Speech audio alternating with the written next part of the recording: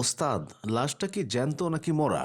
Freezer ভ্যানের সেই driver Montu, যার সরল চাউনি আর সাবলীল অভিনয়ে এক লহমায় পুরো বাংলাদেশ চমকে গিয়েছিল। কখনো তিনি মাঝ সমুদ্রে মাছ ধরার ট্রলারের ইঞ্জিন মেকানিক, কখনো বা স্মৃতি হারানো এক রহস্যময় আগন্তুক। তিনি গতানুগতিক হিরো নন, কিন্তু তার অভিনয় যে কোনো হিরোকে টেক্কা দিতে পারে। তিনি আর কেউ নন, বাংলা ওটিটি সাম্রাজ্যের অন্যতম শক্তিশালী অভিনেতা সোহেল মণ্ডল।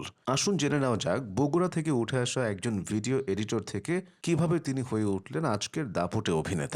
সোহেল মণ্ডলের জন্ম 1985 সালের 15ই আগস্ট উত্তরবঙ্গের জেলা বগুড়ায়। ছোটবেলা থেকেই তার ঝোঁক ছিল শিল্প সংস্কৃতির প্রতি। পড়াশোনার জন্য তিনি ঢাকায় আসেন এবং ভর্তি হন সরকারি বাংলা কলেজে, কিন্তু তার মন পড়ে থাকত অভিনয়ের আঙিনায়। অভিনয় শেখার প্রবল আগ্রহ নিয়ে তিনি ভর্তি হন নাগরিক নাট্যাঙ্গন ইনস্টিটিউট অফ ড্রামাতে। সেখান থেকে শুরু হয় তার মঞ্চের পথ চলা। তিনি যুক্ত হন দেশের স্বনামধন্য থিয়েটার গ্রুপ প্রাচ্যনাট এবং পরবর্তীতে তারুয়ার সাথে। সার্কাস সার্কাস, রাজা এবং অন্যান্যর মতো মঞ্চ নাটকে তিনি নিজেকে তিলে তিলে গড়ে তুলেছেন। কিন্তু স্বপ্ন আর বাস্তবের মাঝে দূরত্বটা ছিল অনেক। অভিনয়ের সুযোগ পাওয়া সহজ ছিল না। জীবিকার তাগিদে এবং শিল্পের প্রতি ভালোবাসা থেকে তিনি কাজ শুরু করেন ভিডিও এডিটর হিসেবে। দীর্ঘ সময় তিনি ছিলেন পর্দার পেছনে, অন্যের অভিনয় এডিট করতে করতেই হয়তো নিজের ভেতরের অভিনেতাকে বাজিয়ে রেখেছিলেন তিনি। সোহেল মণ্ডল সবসময় বলেন, আমি আমার স্ট্রাগলকে বিক্রি করতে চাই না। তিনি বিশ্বাস করতেন একদিন তার কাজই কথা বলবে। ছোটখাটো চরিত্রের সুযোগ মিলছিল, যেমন 2015 সালের রুবাইয়াত হোসেনের আন্ডার কনস্ট্রাকশন সিনেমায়। এরপর অমিতাভ রেজার আয়নাবাজি বা মুসাফিরে তাকে দেখা গেলেও বড় ব্রেকটা যেন অধরায় ছিল।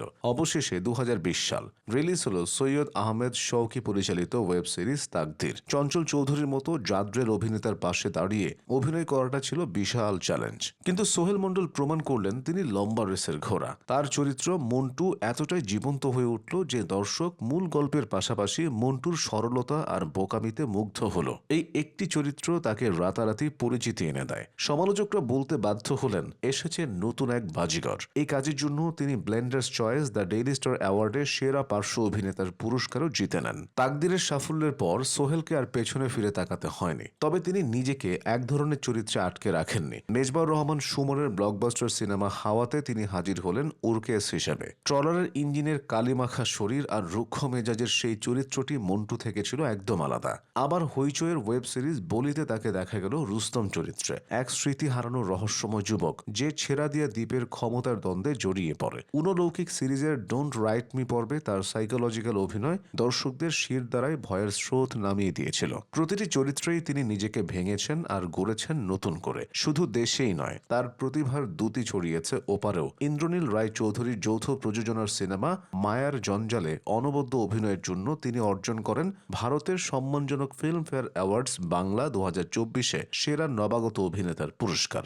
জয়া আহসান এবং চঞ্চল চৌধুরীর পর তিনিও আন্তর্জাতিক মঞ্চে বাংলাদেশের পতাকাকে উঁচিয়ে ধরলেন। এটি একজন বাংলাদেশি অভিনেতা হিসেবে বিশাল গর্বের বিষয়। বর্তমানে তিনি কাজ করছেন ভিন্নধর্মী সব প্রজেক্টে। সামনে আসছে তার short film The Haze, sitcom Cafe Society এবং নাটক ফেরা। দর্শকরা এখন অধীর আগ্রহ অপেক্ষা করেন। সোহেল মণ্ডল পর্দায় আসা মানেই নতুন কিছু দেখার অভিজ্ঞতা। তিনি মনে করেন একজন অভিনেতার কাজ হলো পানির মতো, যে পাত্রে রাখা হবে সেই আকার ধারণ করবে। স্টারডম বা গ্ল্যামারের চেয়ে চরিত্রের গভীরতা তার কাছে বেশি গুরুত্বপূর্ণ।